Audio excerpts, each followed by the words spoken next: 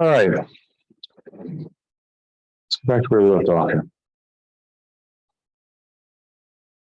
Back here.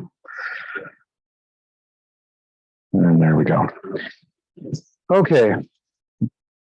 So last time we started talking about data, information, knowledge, and wisdom, the way we learn things, and the way that we go from communication to information seeking and so on. And original incarnations of this class spent a lot more time talking about digital citizenship and rights and so on. But one of the things I learned from the first time that this ran is that it's not necessarily the most productive use of time, at least in my opinion. I think that most people who would come into this class are probably fairly used to life online. So it really probably isn't really a topic worth dwelling on. So instead, we will swap one of those units out for a deeper dive on data, information, knowledge, and wisdom, as it's a far more salient topic to talk about things like misinformation, disinformation, and so on. But in leading up to that, that is where we introduce the topic, is here. So there's a concept, and this applies more to just information seeking systems. It also applies to data systems. Because as I mentioned before, data analytics and big data is essentially a great big machine that runs off of data that we all generate and willingly provide in most cases for the express purpose of selling us better toothpastes. But those systems are far from perfect. And I'm not just talking about from an ethical standpoint that data like that can be leveraged in such ways that they're not really fulfilling any particular useful or hopeful mission of humanity, but just in the sense that those systems in and of themselves can present problematic results because, again, data requires interpretation. And part of that process of interpretation, converting data into information, means that there is some processing, some value being added at some point by a system or a person, and systems and persons can have biases. So if you're not coming to this class from the information security track, InfoSec students are required to take the introductory data analytics course before they even get to this point. But if you're coming from another track, you may not have had that. So you might not be familiar with some of these data failures, I guess you could say, from a logical standpoint. So just so that we're all on the same page, what we're talking about here is a concept known as the fruit of the poisoned tree. It's a similar concept in the criminal justice system when it comes to the arrival of conclusions by evidence. Essentially, if the data that we are presented, if the data we have was not gathered correctly, or inferences made upon that information are not done correctly and with as little prejudice as possible, then any results we get out of extrapolating it, any inferences we make will be similarly tainted by those biases. So things like garbage in means garbage out. So if we're collecting data and we're attempting to make an inference, but the data simply doesn't support those inferences, or the measurement tool we use in order to gather that data is faulty, then we get bad things out, bad things went in. Like for example, NASA had early exploratory probes that went to the neck of the woods where Mars happens to be, and this was in the 90s. And they were joint ventures, of course. NASA has now begun to do their own individual space missions, but between the era of the Apollo missions, when those were canceled, to essentially the last 5 to 10, well, I mean, it's obviously been longer than that, but within the last few years or so, the majority of space exploration has been an international joint venture. Of course, the United States is the final holdout with the imperial system, not the final, the last and only major world power that still uses the imperial system. And so working internationally proved to be something of a difficulty, and there was at least one space mission we are aware of that was essentially gone to nothing because of an issue with conversion between metric and imperial units. So that's the kind of thing that you have to be careful of when you're dealing with data. Is your measurement accurate? Data is always accurate, but only accurate in as much as your measurement tool is. It's also part of a problem, even when you do everything correctly, to identify inconsistencies and inaccuracies. So I myself am not a machine learning specialist or a data analytics scientist or anything like that, data scientist or whatever. But obviously, working with large data sets is something that everyone has to do more or less. In most fields these days, it is the thing that's done. So things like ensuring that you can programmatically, yes.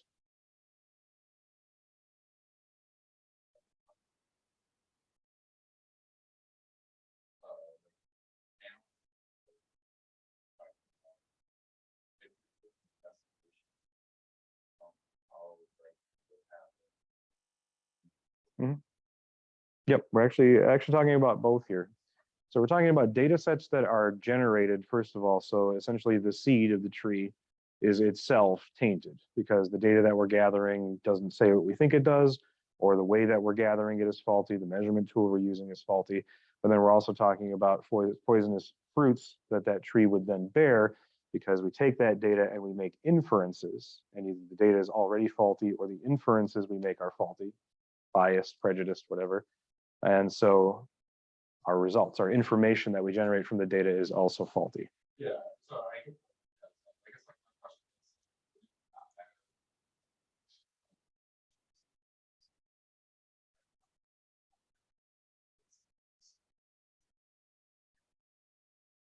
Oh, you mean like in a legal sense, does it matter? No, it still absolutely matters. So even, for example, with civil torts, so a criminal case means that a law has been violated. Some legal statute has been violated. Somebody wrote a law, it was passed, and the one who breaks that law, well, they pay whatever consequences it says. In order to prove that in a court of law, you need to bring evidence before a trier of fact. And in those cases, there are strict rules about what is or is not admissible in a criminal case. Like, for example, the police, if they go beyond the scope of a warrant, they're not allowed to use anything they find in the course of that search. But it's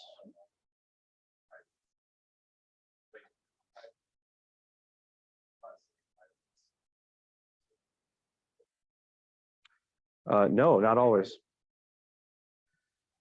Yeah, no, not always. It depends on a lot of different factors. And whenever we're talking about anything to do with the legal system, it depends is always going to be the answer to just about everything because of how complicated it is. But no. So for example, here at this university, occasionally I do have to acquire evidence. I do it on behalf of law enforcement and I provide it to them all the time. In my capacity as the information officer here, I'm able to do that because essentially this is my environment. But if you as a student were to go to the police and provide them, let's say you were using a network sniffer, right? Let's say that you're plugged into one of the ports here and you're just sniffing and you happen to come across something and you suspect that it's something that someone ought not be doing. You could go to the police with it, but they probably couldn't use that. What they would do then is they would get a subpoena and they'd serve it to the Information Security Office, and we would fulfill that information for them. Yeah, at times. And again, in a legal sense, it depends. yeah, you might have violated some civil rights because Mhm. like I thought the police could still use that as a private actor. Like that police didn't ask you. It's only in certain cases. So like, for example, let's say that something like that were to happen. Let's say that you're poking around a computer system you're not supposed to be in. You're doing something illegal. You find something that somebody else has done illegal. And then you provide that to police. Well, would they be able to take that evidence and present it in court? They might be able to under certain circumstances, but they absolutely certainly wouldn't want to because they wouldn't want to risk this. Yeah, there's absolutely no way of establishing any integrity. There's no chain of custody, and the veracity and validity of everything would be called into question. So it would basically be argued out of court on these grounds. So yeah, in a legal sense, there are certain cases where you can do that, but for the most part, yeah, it's definitely something, a place few would fear to tread, I guess I would say. Yeah, no, of course. So yeah, standardizing data is critically important. So if you have a large data set and it has inconsistencies or inaccuracies, if there's no way to programmatically correct for those errors, then again, all results are going to be called into question as well. And then, as we've mentioned a couple of times on various different topics, it is possible although cognitively uncomfortable for thinking creatures to hold two diametrically opposed thoughts at the same time. It does happen, but it's a logical inconsistency. And sometimes it is possible to have data sets and try to make inferences based on those data sets. So converting data into information again, and having results that are also diametrically opposed to each other, saying that data says more than one thing, even two things that contradict each other. It's possible to have data that can tell more than one story, but inferences that are generally in opposition like that would be a sign of an inconsistency. So here's a little example for you. So when I was a kid, like most people here in central Wisconsin, a family with a farm. In this case, it was my grandparents' farm. My uncle lived on there. And I used to spend a lot of time there when I was a kid. And this was pre-internet times, of course. So I didn't really have any reliable way of really looking up information. So my information seeking systems at that point were the same as just about everybody else. There were, of course, books. There was the Oregon Trail. And there was close family members because I was fairly young. So out on the pastures one day, my uncle points to a plant pictured here on the left and says, "You know what that is?"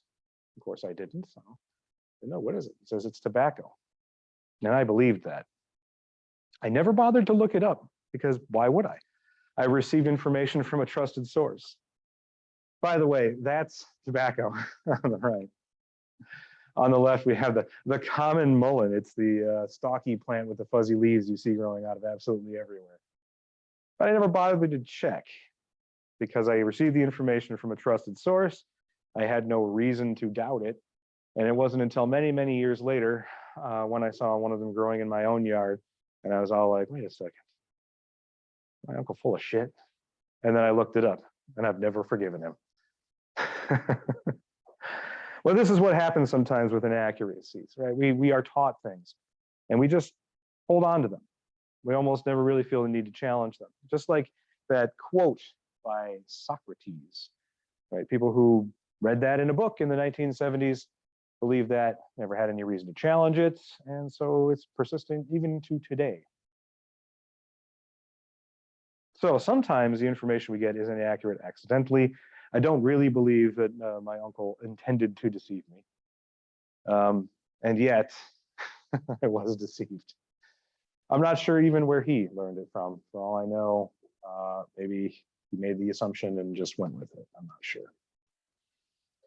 So the problem is that when we learn things, it takes a lot of work to unlearn them. And when we hear something that we're not sure may be true, when we get information, it takes a lot of work to get to the truth. There is, I think it's an eponymous law, or maybe it's just a general rule of the internet.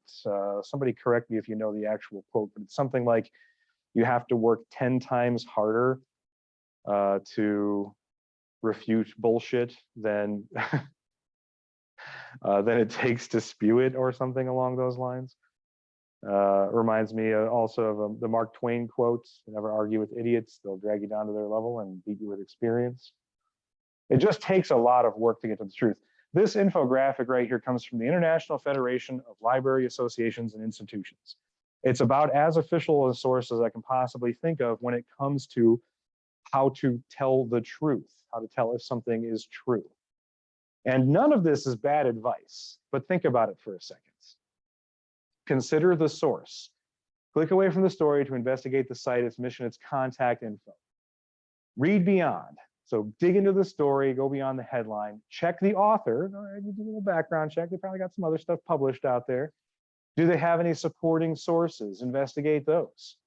Check the date. Is it just an old story? Is it an irrelevant story not related to anything currently happening? Maybe it's just trending again because it's related to something that is. Check to see if it's a joke. Are you on the Onion or the, what's the other one? Is it the Ottawa Beaver or something? Anyway, so is it a joke?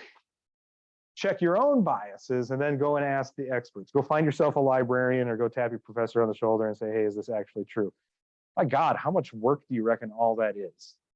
You're going to do that for every fake news story, every clickbait article? I don't think so. And we don't, which is why stuff like this spreads so readily, so easily. The article itself is salacious. It was viral. And even if somebody does spend all of the work and helpfully tries to leave a reply beneath the article on social media and say, hey, everybody, I looked into this, just so you know, if you're concerned, this is kind of an exaggeration. This didn't actually happen. The source isn't, known to publish bullshit all the time, so on. Well, what happens is that it gets downvoted, right? Because nobody wants to actually read all that. Nobody actually wants to be corrected. The entertaining lies, so much better. So much better. So this is a problem. This is a problem with our communication methods. We talked about Aldous Huxley's Brave New World last time, where we're faced with a dystopian future, our present, where the signal to noise ratio is simply too high. We can't weed out all of the lies and get to the truth. We can't even tell the difference between the truth and the lie a lot of the time. And when we do go through the effort of doing so, those messages are suppressed by engagement algorithms, right? So this is definitely a problem.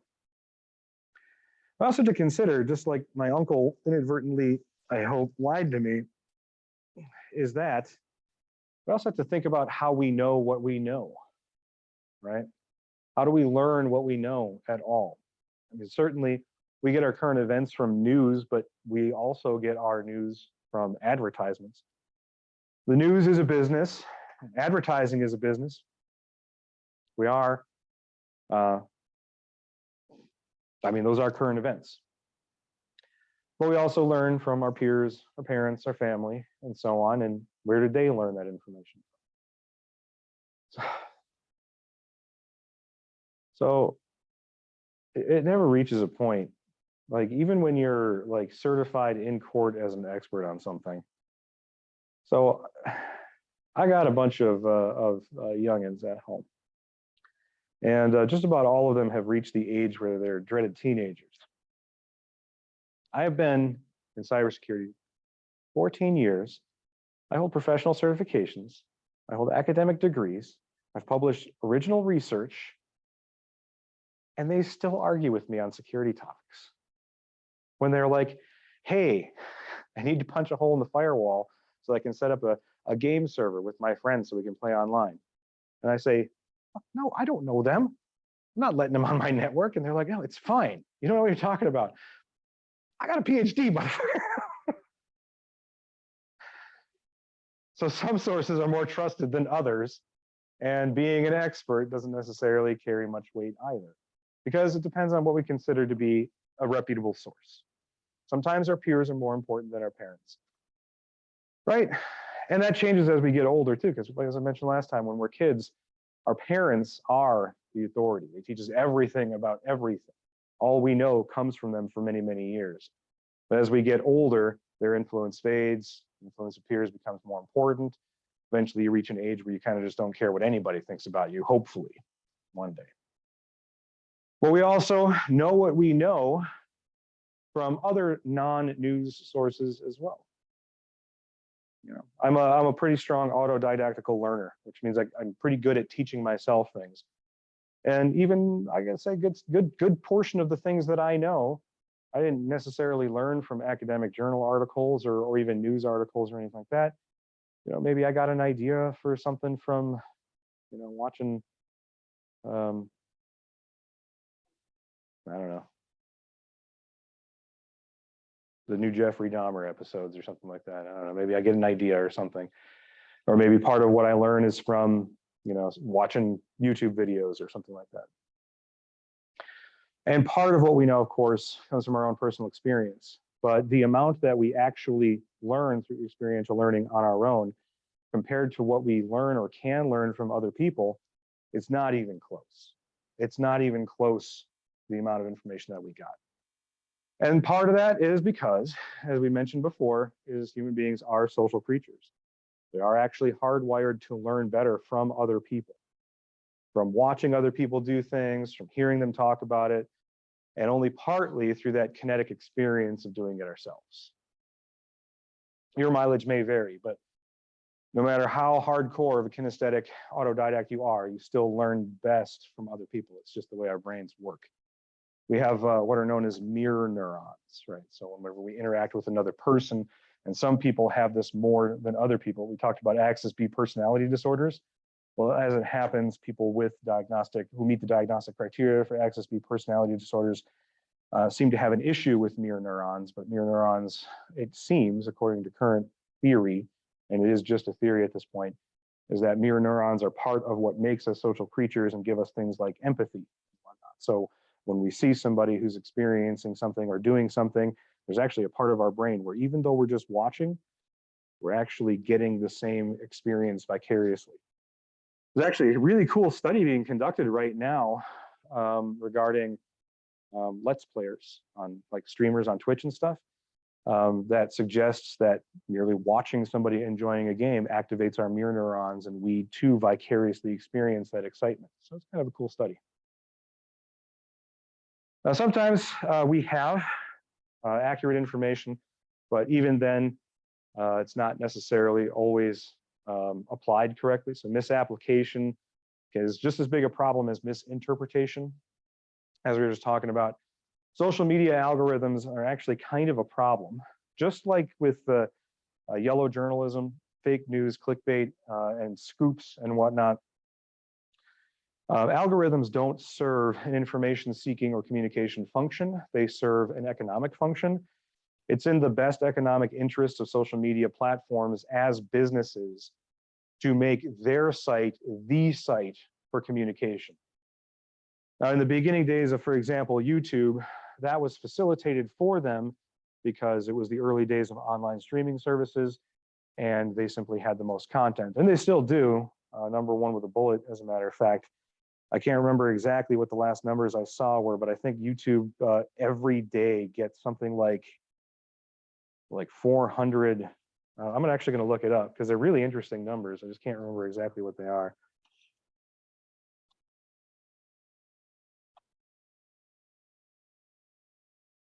YouTube statistics 2022. Let's see, 2.6 billion worldwide users.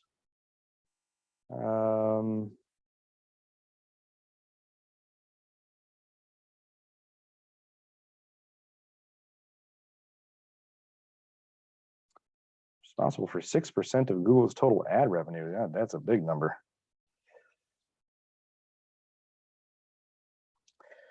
Total video hours watched per day is 1 billion, but total hours of videos uploaded. Oh, I'm sorry, my mistake. It's not per day. This is much higher than that.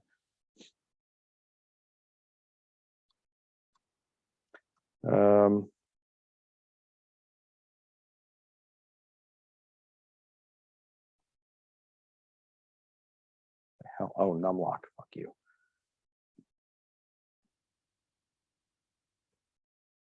So 720,000 hours of video footage is uploaded per day. So clearly, the Spot, right? The main video sharing platform, or at least long form video sharing platform, still available. And reason for their initial success is because they had all of that content. But of course, that's not enough in terms of being able to maintain growth. If you pin the success of your site simply by content creation, well, then if the content creators are incentivized to leave, then of course your platform is going to sink.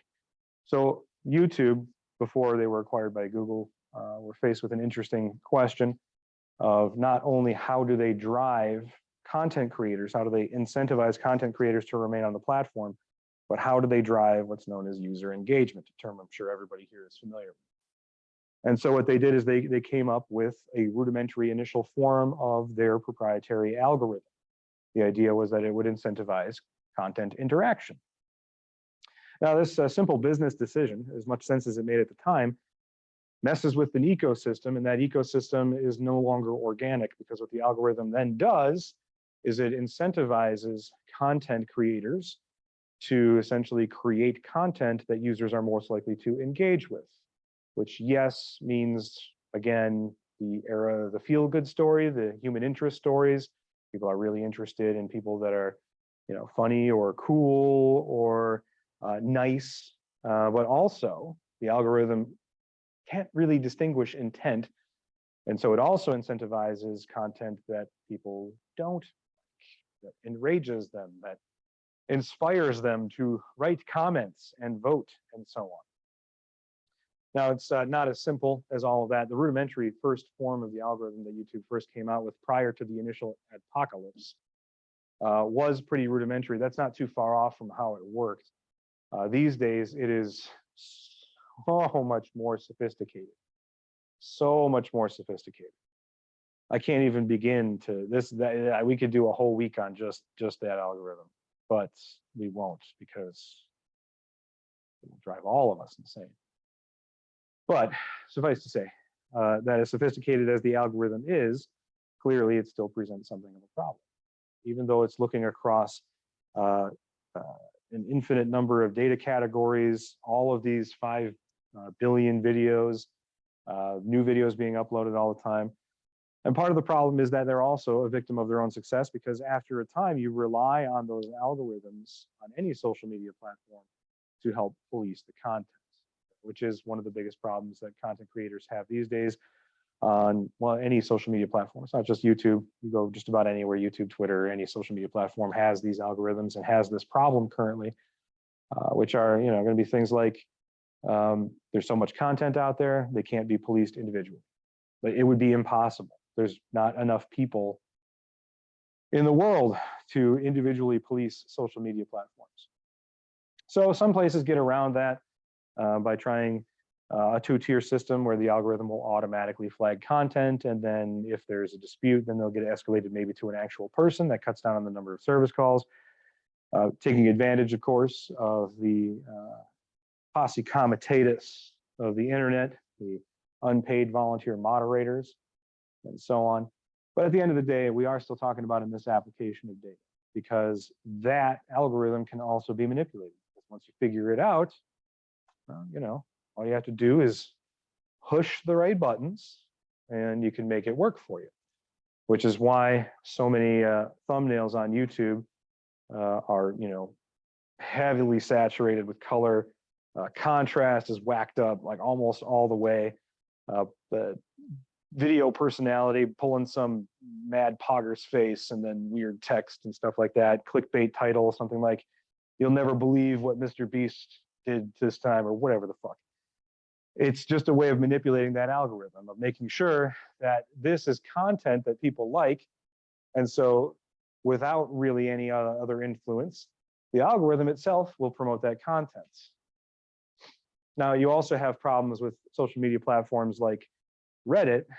Any place that self-styles it as the front page of the internet is at least comfortable with being considered the modern day public forum and a place to exchange ideas. But if anyone's frequented Reddit for the last 7 years, you know that it's far from the free public forum that it ever possibly pretended to be. And the reason for that is because their algorithms, they're not transparent, but because that communication is primarily textual in nature, it is a lot easier to test from the outside. So essentially, the way that quick form social media platforms like that can work is you can have content that you wish to promote, and this is how misinformation campaigns work at a low level, which we'll dive deeper on that in a little bit and later on this semester. Content that is friendly to a specific type of message, fits in with whatever geopolitical objectives of a particular group.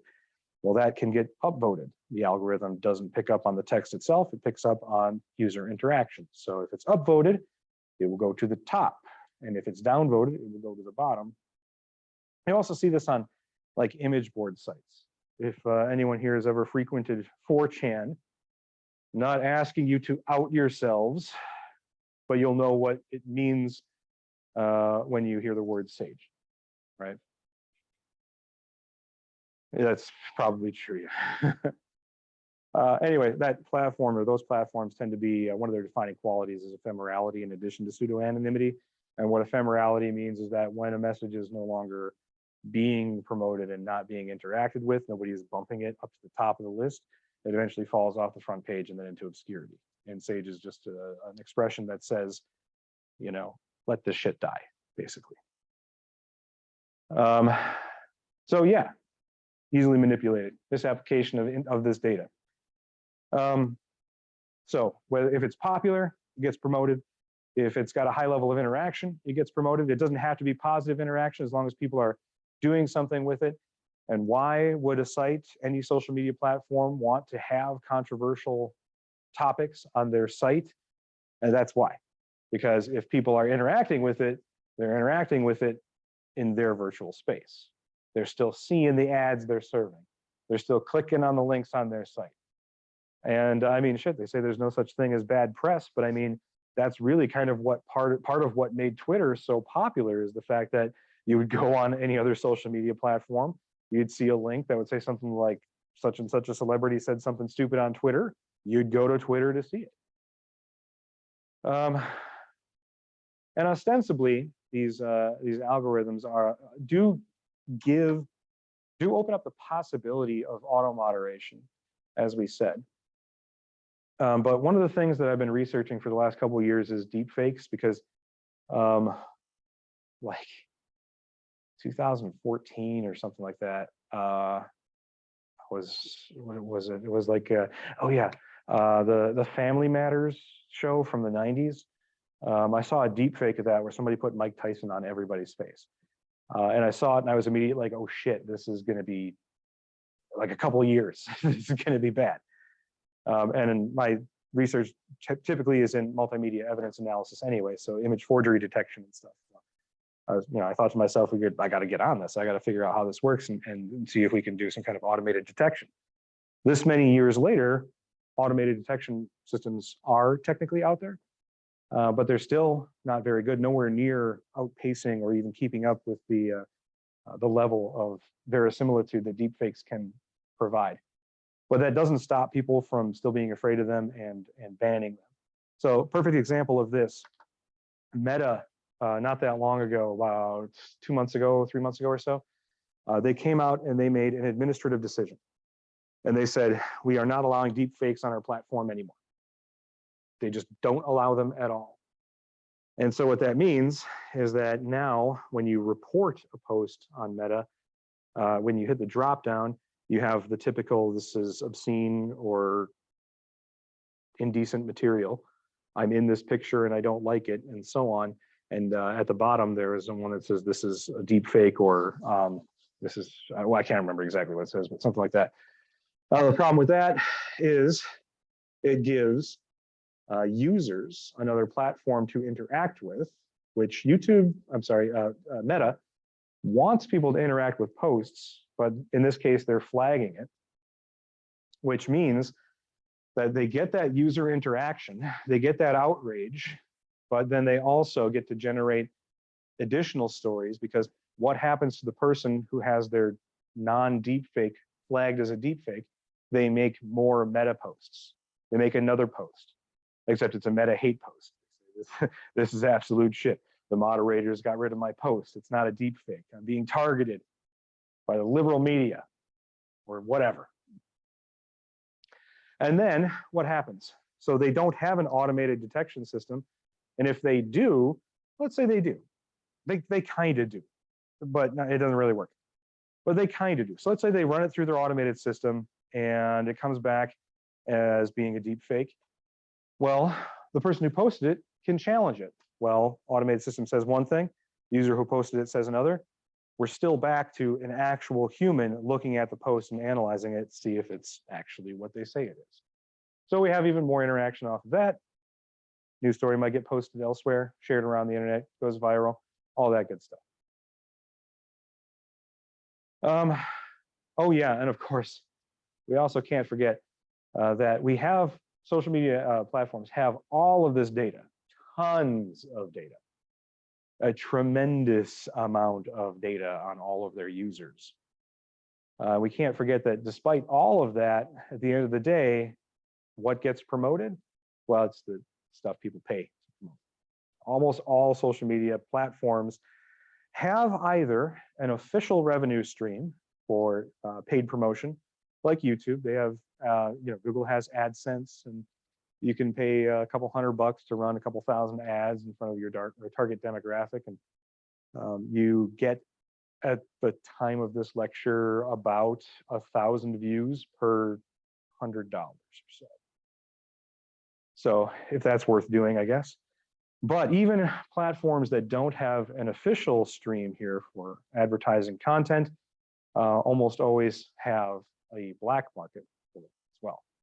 So if you want followers on Twitter or Instagram or whatever, there are places you can go where you pay a couple $100 and people get their bot farms warmed up for you. Come out there, start commenting on your post, start subscribing to your content, liking, favoriting, forwarding, and so on. And not all of them. I mean, some of these services are terrible. Like, you can tell that they're bots. You get people who are subscribing with like 0 followers. But not all of them. Sometimes they're just legitimately people who subscribe to essentially work from home and follow content. It's an entire industry, social media industry. And it's not official. It's not illegal, but it's also not official either. So we have all this information, but it doesn't do us any good because we can still pay to win. Now, also, all of this is designed to be biased. As a matter of fact, this system that we have for information sharing is, in fact, partly designed to feed off of bias. And of course, much is made today of the divisions politically and socially in our country and abroad. And this is not the reason for all of that. And getting rid of this is not the way to fix all of that. But we would be remiss if we did not at least acknowledge the fact that we have radicalization pipelines that are the product of our communication and information sharing systems online. Because all of this is happening in the least possible, the worst possible way for transparency. Ironically, in the information age, it isn't all it was promised to be. And we find that it's easier to hide information from people than it was before. Because previously, when there was individuals with publishing authority, if there was a mistake in the paper, or if a paper got out-scooped or something like that, somebody could be held accountable. It's the editor's fault, or whoever. But that's not the case anymore. Right, the pseudo-anonymity online, the decentralization of publishing authority. We can't really hold different messages accountable to different people. And with the early legal development of the internet with Section 230 and so on, we can't even hold the sites that host the information accountable either, which isn't necessarily a bad thing. But as I said, we'd be remiss if we didn't acknowledge this as a potential problem. So for example, the way that bias is incentivized in these systems is simply because biases drive more engagement. People are more interested in content that speaks to their current biases, and they engage more with content that reinforces those biases. Right? Everyone here is familiar with the concept of an echo chamber. That's what we're talking about here. Information silos or echo chambers. These platforms also, as we talked about earlier this week, news sites also have a role of setting the agenda. What's in the public zeitgeist? What are people talking about? Well, that's part of this as well, because social media platforms can suppress certain messages, or certain groups participating in social media platforms can also suppress certain messages, so they can set agendas. You see this pointed out all the time online when people are like, oh, this is whataboutism or whatever. You know, Mar-a-Lago gets raided and people reply to news stories with, well, what about Hunter Biden's laptop? Stuff like that, right? Setting the agenda. How fast do we move on to the next thing? It's pretty darn fast. But all of that is set by what's happening online. And of course, the old FOMO, the fear of missing out. There's a lot of, well, look at what happened with NFTs. Anyone here invest in NFTs? Good, okay. Because I'm gonna talk shit about them. I don't want to offend anybody. NFTs are not inherently a bad thing. The problem with NFTs is that they're a solution in search of a problem. If you're not familiar with NFTs and how they work, similar to cryptocurrency, what we're talking about here is essentially a virtual currency. And even though there's a lot of funny jokes online about, well, I just screen capture your Bored Ape, so now I own it too, haha. That's not really what it is. It's actually an entry on a blockchain. So basically you have a database out there that has an entry on it, and the picture is stored somewhere offsite of the URL, just like any picture on the internet is stored up at a URL somewhere on some remote server. But that URL is the entry on the blockchain. So you technically, you don't own that picture, you don't own the URL, you just own that place on the blockchain, just like a crypto coin, right? But it's a little bit more complex than that because it is a technology that does something that's known as smart contracts. And so what that means is because that entry on the blockchain must remain there forever, because blocks on a blockchain rely on the integrity of previous links in the chain. Essentially, what that means is that once there is information in the chain, it will always be there. And you can have, for example, code there as well. A smart contract would be one where that code, for example, executes when terms of a contract are fulfilled. There may be use cases for that someday, but not really right now. The whole thing about NFTs, it was this thing. Somebody said, okay, great, we can make money off of this. And because of this, it was all we fucking heard about for 3 months. And then all of a sudden we don't anymore. I mean, I guess I still get some NFT bros occasionally in my feed, but that's about it. But yeah, and it's an example of that. It's a technology that got hyped up. It got hyped up because of the way we share information. It's not inherently a bad thing because it's technology, and technology is completely morally neutral. It just is. And it's not a bad technology. We just don't have a practical use for it right now, although maybe someday we shall. And there certainly are a lot of, for example, gaming companies who saw that and they were like, oh shit, I got some virtual stuff I can sell. So it's certainly not going to go away anytime soon, because that's the way of future virtual products, it seems, in the gaming industry anyway.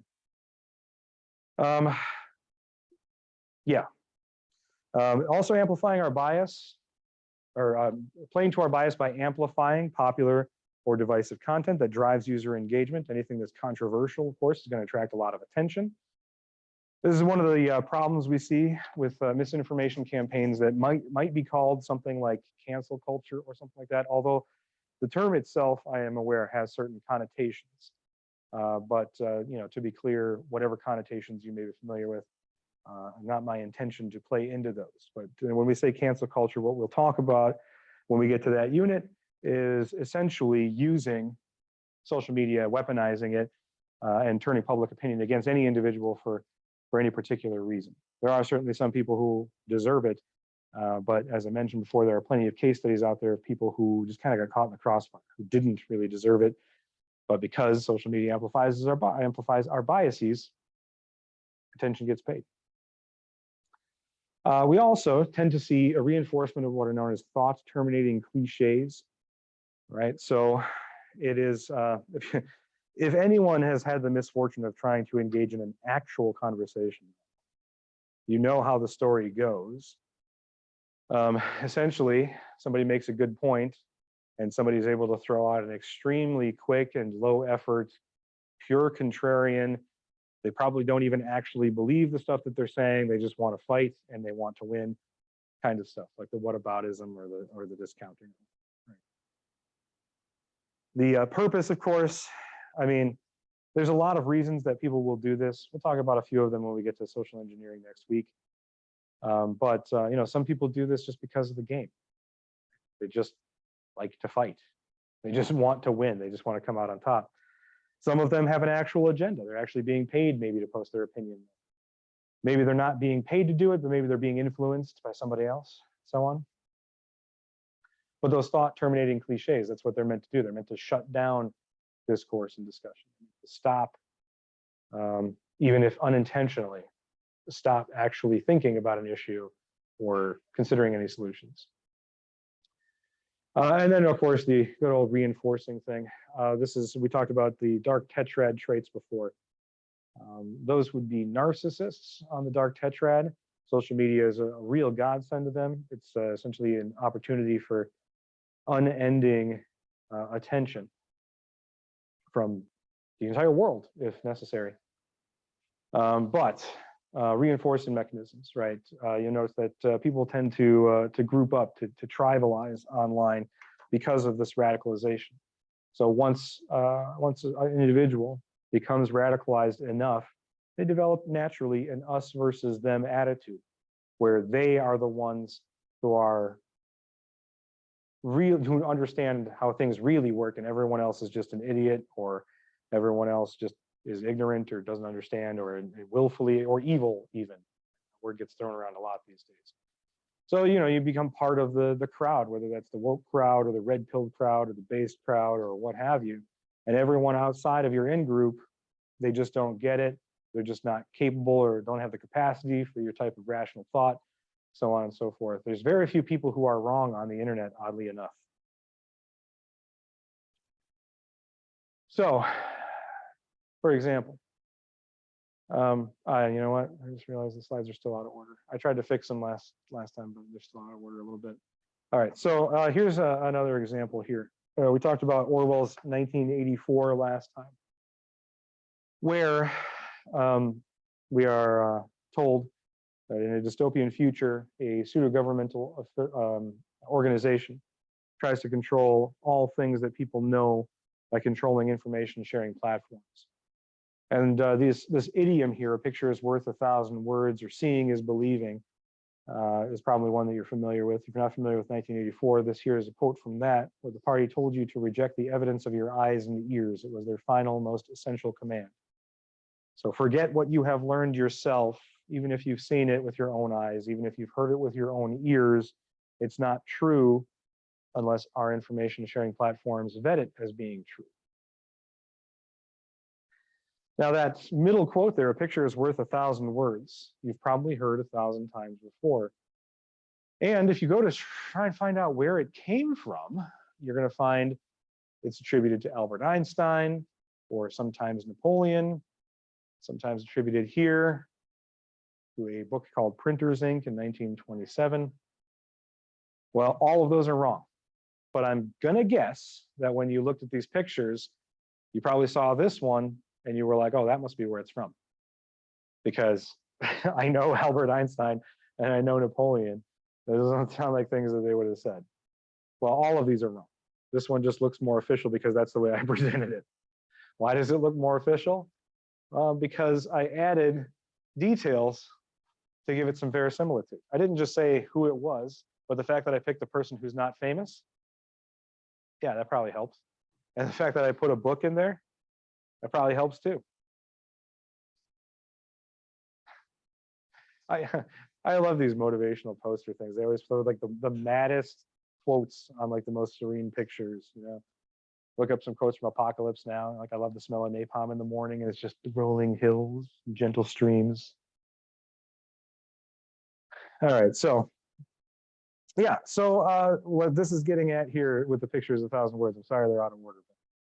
The point is here is that we also have many different ways of communicating information. The internet was primarily textual for the majority of its life, but then of course with the proliferation of broadband internet access, some of the first civil torts brought about as a result of activities on the internet were actually the result of copyright infringement for images. Playboy originally sued some users on a Usenet forum back in 1992 for sharing content from their magazine. But back then, Usenet, 1992, we're talking like 9,600 baud modems, and like images would take 1 to 5 minutes to download or something like that. So it wasn't nearly on the scale of what we see now. So really with broadband internet access and the ability to share in a more visual media, do we see that information sharing changes along with it? The internet is still primarily textual, but it's much lower than what it used to be.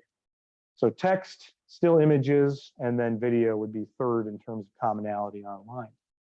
But the thing that we find is that even though visual images, both stills and video, even though they are slightly less common, of course, a picture is worth 1,000 words. So we find that they are, in fact, more impactful, which is why we spent the first unit here talking about memes, because I could put like the Navy SEAL copy pasta up there and probably a good number of people would understand what it is. But if I put the dancing baby up there, everyone, well, that's kind of old right now, but you know what I mean? There's a reason why I have to update that slide deck every goddamn time I teach this class, because the memes by the time I get there, they're just so old. But that visual media evokes a more visceral response. There's something in us that is appealed by visual media. And so even though it's less common, we find that it is more impactful, has greater reach, it tends to last longer. Text on the internet comes and goes in one ear, out the other, here today, forgotten a second later, but pictures can stick with us. There's less ephemerality. They also drive more engagement, which is why we see social media platforms, even ones that are primarily text-based like Reddit, the posts that do better tend to have visuals attached to them, right? YouTube became really popular because of video streaming. Instagram is popular because of image sharing. Image boards are popular because of that as well. So visual media really says a lot more and is more impactful. Basically, it's more likely to be viral. People are also far more likely to store visual media than they are to store text. I do know some people who, like, they have like 8chan.txt sitting in a folder somewhere, and they will copy and paste posts. I don't get that. There's definitely something wrong with them. But most people don't do that. Most people, if they're going to save stuff, it's going to be visual imagery stored in offline collections. Yeah, and so. All right, so for example, in real time here, we also have an issue with information and us missing out on it. As we mentioned before, the work that goes into correcting mistakes or to convey truth online is usually much greater than it is to lie, especially if the lie is an entertaining one that we want to believe. But part of the problem is that actually conveying true information, actually making useful comments or something like that, is also more likely to go ignored, right?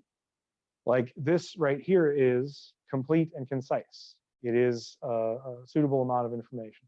This is one of those carts in those multi-tier like grocery stores or Targets or something like that, where you have escalators on either side, and in the middle of those you have a cart elevator. They put the cart in there and it hooks in and it drives it down for you, to avoid that situation where somebody a couple of days ago or something like that put their luggage on an escalator and it rocketed down and hit somebody.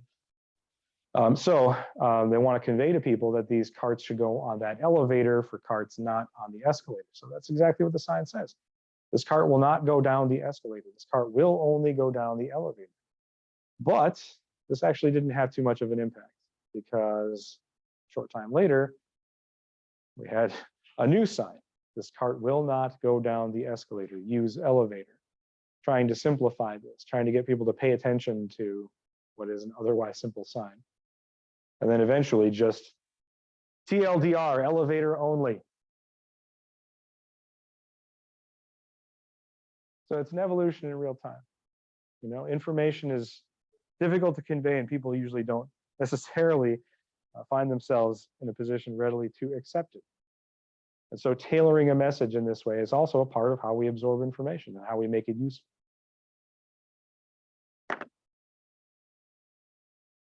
Okay, I don't want to go too far. All right, yeah, let's press on. All right, so just a brief few words about misinformation. So we've been talking about misinterpretation. We talked about misattribution, and now misinformation, a separate topic. So misinformation, there's a lot of reasons why people would go on the internet and tell lies. Sometimes you get people who maybe they have dark tetrad traits, and maybe they're a psychopath or a narcissist or Machiavellian or something like that. And so they tell lies on the internet just to manipulate people for one reason or another. But there's plenty of other reasons why, other than just rank amusement, someone might do these things. Like, for example, maybe they're being supported, maybe they're being paid to do it. Maybe they're not being directly paid, but they still have some kind of an incentive, right? If I work for PepsiCo and I see people online talking about Coke, and I say something like, well, one time I opened up a Coke and there was a dead rat inside. I don't maybe directly benefit from that, but maybe more people buy Pepsi. I don't need it turns out we don't need a lot of incentive to lie to each other. As it happens, we kind of do it all the time, and it can be fun, and sometimes it can be to our advantage to do so. So telling lies is not really a problem, especially when you have the excuse me, space transition going on, the pseudo-anonymity that the internet brings. We have essentially even small incentives to lie, but virtually no incentive to tell the truth most of the time. And sometimes people will just lie because, well, either they think they know the truth or they don't, and they are willing to vehemently defend their wrong opinions all day long if necessary. Or sometimes just for like narcissistic reasons like personal recognition. They want somebody online to think that they're smart for 5 minutes. Doesn't take much. Sometimes we get inadvertent misinformation as well. There is, what is it? I think it's Copenhagen's law. Okay.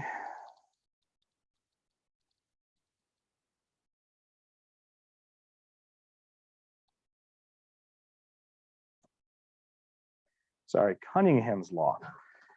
Cunningham's law, an eponymous internet law, which states that the best way to get the right answer on the internet is not to ask a question, but to post the wrong answer. Because if you visit any particular forums on the internet, any social media place, if somebody gets something even a tiny bit incorrect, they will surely be corrected swiftly and brutally in short order. It's because there's different ways of looking at information, right? If you haven't picked up on it, here we are in week 4. You've never taken a class with me before. You might have picked up on the fact that I tend to use a lot of hyperbole and imprecise language. I just do. That's because as a person, I am not really concerned necessarily with precision, okay?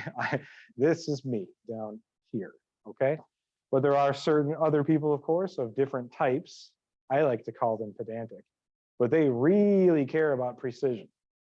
So even if they're up here, they would rather be precise than accurate, right? Not to cast aspersions on anyone who may consider yourself pedantic. It's fine, it takes all kinds, but that's definitely not where I'm at. So usually when I get information, I aim for something that is right, but not necessarily exactly precise. And when I do, like for example, when I have to give, there's Cunningham's law actually extends to more than just the internet. So there have been times when I've been on panels with other cybersecurity experts, and we'll be asked a simple question, something like, what can you do to secure your home router? It's a panel, so everyone goes down the line and kind of gives their answer and their 2 cents. And so I'll give my answer, something like, well, make sure that you're using strong protocols, a good admin password, and if you really feel like you're up for it, go ahead and turn on MAC filtering so only pre-approved devices can connect. Okay. Next person down the line, actually, there's more that you can do. That kind of thing. So yeah, it's an occupation. But yeah, sometimes we get inadvertent misinformation because I admit, this is how I do things. But yeah, it's not necessarily precise. I miss things all the time. And sometimes people don't understand that I'm being hyperbolic. If I say something like, if we don't secure this database, we're literally going to die. All of us, we're all going to die. The whole world's going to end. Of course, that's not actually going to happen. But somebody takes it the wrong way. Well, I guess I gave inadvertent misinformation. What I really meant is that it would be a very bad thing and we would all be out of jobs. Sometimes we get misinterpretation. Sorry, the slide's out of order. This should have been up way higher. Damn it. Well, anyway, it's here, so we'll talk about it quick before we're done for the day. All right, so misinterpretation. We have a data set here. It's a heat map. If you've seen this before, keep it to yourself for a second. All right, so the story here this is World War II prior to the entrance of the United States. So prior to Pearl Harbor, the United States is lending material support to future allies, in this case, the United Kingdom, which Fortress Britannia is under attack by Germany at this point. Germany is bombing London, and the UK is responding in kind, interior to Germany, using American planes, largely as a result. And the story, apocryphal as it may be, is that this heat map was generated by Air Force commanders who were there overseeing the squadrons for these bombing runs. They would see these were the planes would return and where they were hit by German anti-aircraft fire. And so the story goes is that they took a look at this and they were like, well, at least this is useful. We can see where we need to armor our planes in order to make sure that German anti-aircraft doesn't take them down. But that's a misinterpretation. Anyone tell me why? And if you know this story, then hold on. There's a key part of the story that causes this to be a misinterpretation. The key is that this is a heat map of planes that returned to base after being fired upon. Does anybody know that story? I mean, I think I just told it in like, okay, good. It's a common one. I think I just told that story in another class too. So, but yeah, this is the planes that returned. So if they made the trip there and they made the trip back, it seems like the armor is fine. So the places that aren't on the heat map are the places potentially where aircraft were struck and didn't make it back, right? So that's misinterpreting data. We actually have this problem all over the place. It's just a lot less compelling and the story is not quite as interesting, but we call these shadow statistics. So essentially we only know what we know and we have to extrapolate what we don't know from what we do know. Almost all statistics in cybersecurity are shadow statistics. Like for example, even simple like AV alerts. If we have a month of AV alerts and we have, let's say, 70 alerts in August and only 40 in September, well, if we look at that statistic, maybe we say, oh shit, AV is working. We're getting fewer hits. But it's a shadow statistic. We only know what we know. It's also possible that we're getting a lot more alerts, or we have more malware infections that aren't getting detected. So, all right.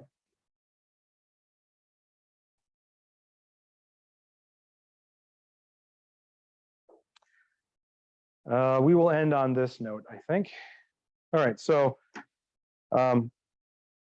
we started talking about data and about how data can lead to misinterpretation, can lead to faulty conclusions, faulty inferences, because it wasn't collected necessarily correctly.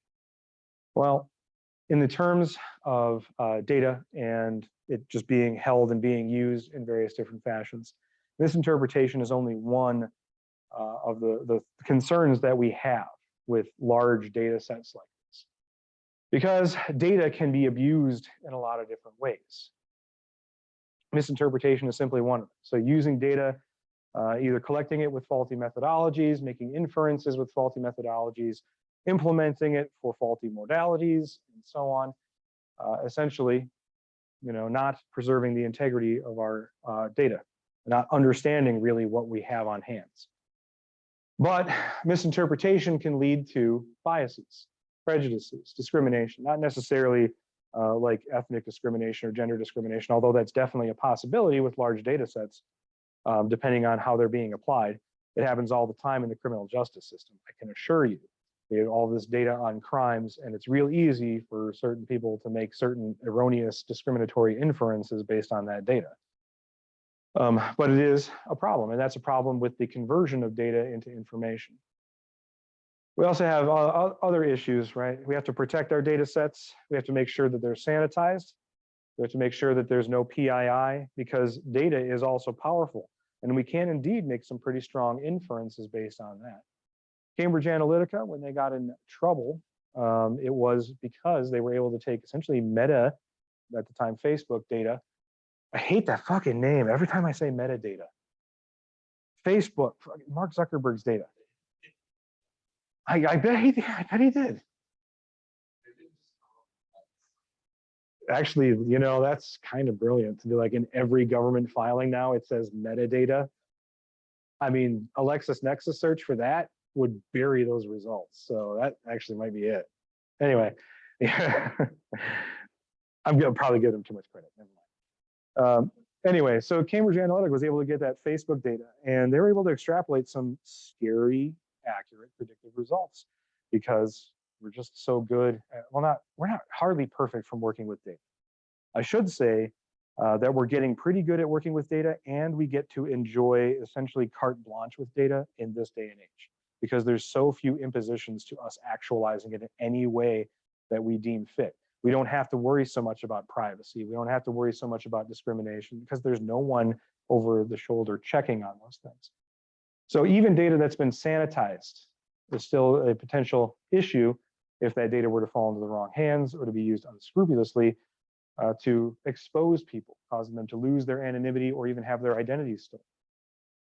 We also kind of have some non-egalitarian data issues these days where some data is worth protecting and some data is not. It has less to do about the nature of the data and more to do with the data stakeholders. So for example, we have a major asymmetry with the data that we have available and where it comes from. So for example, Twitter, social media platform, you may not know this, part of my research is also in stylometries. That's authorship attribution from textual sources. Twitter is one of my main data sources for study. And why? I have access to the Twitter corpus, which is everything on Twitter, everything people post. Unless it's specifically private, Twitter makes it available to everyone. So myself and other academics that study this, we can grab all of that, every tweet that's out there on the platform, just grab it. And part of the thing with the Twitter and Elon Musk thing is Elon Musk also has access to that, but doesn't have anyone to parse it or any way to parse it. And he doesn't have like a ready-made stylometry expert to do the discovery form. Plus he waived discovery. Anyway, it's a whole thing. The information is all out there. Anyone can grab it. But if I were to do the same thing with JSTOR, which has academic articles behind it, or DoD systems, NSA systems. Edward Snowden was just recently made a full Russian citizen after all of these years, just in time to be drafted into the war in Ukraine. I'm sure that's a coincidence. But his issue was that he accessed closed source government repositories on the NSA's domestic surveillance program. Because that data, we say, no, you can't touch it. But if it's data from everybody else in America using a social media platform, well, that's fine. And then, of course, the buying and selling of all this data also has an economic incentive. So just like there's an economic incentive for Twitter to even exist to begin with, for those tweets to exist and to make them all available, well, there's nothing stopping me or anyone from grabbing that data and publicizing it. If I wrote a book on my research using the Twitter corpus, I wouldn't owe every single Twitter user a portion of my proceeds. I wouldn't even owe Twitter a portion of my proceeds. I can sell that all I want. Other companies can take data from Facebook, do something with it, and sell it. Cambridge Analytica did, and so do Cambridge Analytica is obviously the one everyone knows about because of the whole the Big Hack or Great Hack or something like that documentary that came out on Netflix a couple of years ago. But they're not alone. Right? There's tons of data brokerage organizations out there right now. Okay, let's see.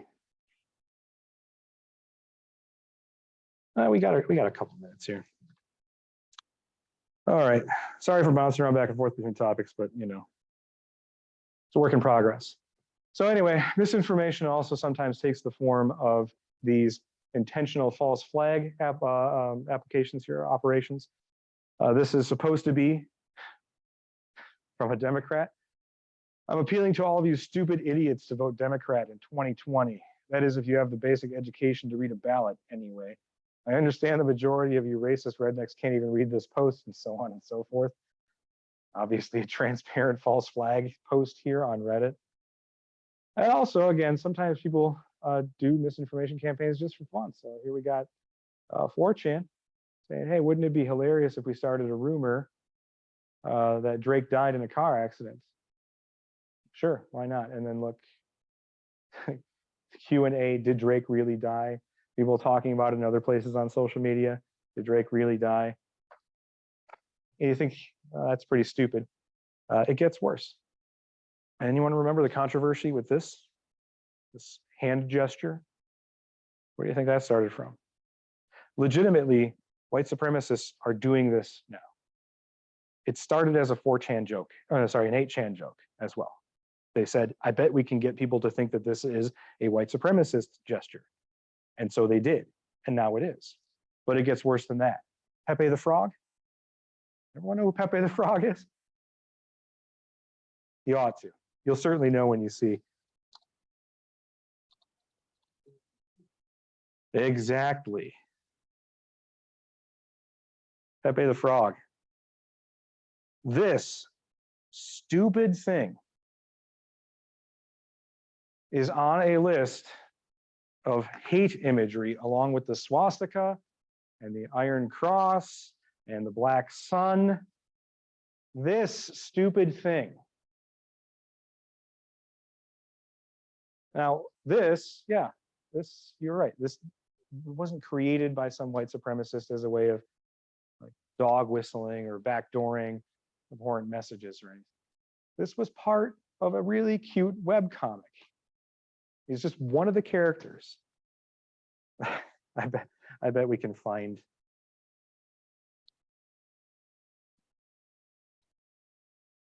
Yeah, so there we go. In the comic where this comes from, and what really kind of brought it into the zeitgeist of certain corners online was it Matt Fury? I'm pretty sure it's Matt Fury was the creator of this comic. Anyway, these little animal characters, Pepe the Frog here, going to the bathroom. His friend accidentally walks in, finds that Pepe is urinating with his pants all the way around his ankles as he stands before it, and later on is questioned, why do you do that? And his reply, it feels good, man. Of all the stupid things, this is on the list of hate symbols. And why is it on the list of hate symbols? Because this comic was picked up by Something Awful. There was some crossover between Something Awful and 4chan. There was users in both pools. This was 2005-ish. 4chan started using it as a mascot, along with, now we see, all kinds of Wojaks, and everyone here, I'm sure, is familiar with like the blonde-haired Chad and all that kind of stuff. All of these little icons and whatnot. And because discourse on 4chan occasionally can veer into the abhorrent, it was associated with that speech. And eventually, over time, associated with actual white supremacists. So innocent gestures that started out, hey, I bet we can get people to think this. People start thinking it, and then they start doing it. Because that's how information sharing works on the internet. All right, I think we will leave it at that, because we're going to talk about censorship and stuff when we talk about obscenity. So we will see you next week. We're going to start talking about social engineering. Take care.